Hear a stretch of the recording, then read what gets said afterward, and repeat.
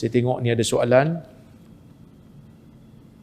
Soalan, makmum dikehendaki ikut imam kalau makmum melakukan kesilapan.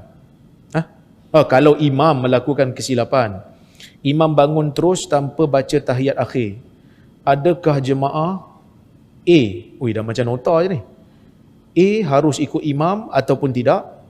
B, kalau imam sujud sahwi, adakah makmum yang tidak melakukan kesalahan kena ikut imam juga? Jazakallahu khair. Wa antum fazakumullah khair. Ni soalan fiqh ni. Pertama, makmum memang kena ikut imam lah. Nabi SAW menyebutkan innama ju'ilal imam liyutamma bihi. Kama qala, imam itu dijadikan untuk diikuti. Diletakkan imam tu untuk kita ikut imam lah. Okey. Tapi kalau imam itu dia sampai tasyahud akhir dia pergi bangun. Dia pergi bangun, kita tak boleh bangun kalau kita sedar imam silap. Bila imam bangun rakaat kelima ni, kita kena kekal duduk dan kita kena bagi dekat imam subhanallah. Kekal duduk, subhanallah.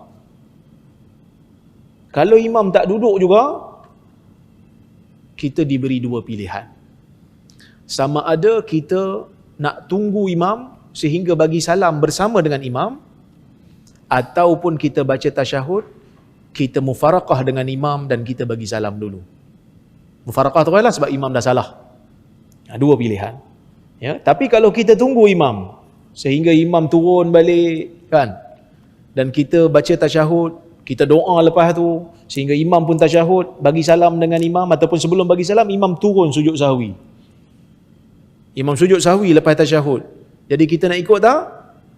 Jawapannya kita ikut imam. Walaupun kita tak buat salah, tapi kita ikut imam. Tapi kalau kita buat salah di belakang imam, imam tak sujud, kita je. Kita pun tak perlu sujud lah. Okey? Clear?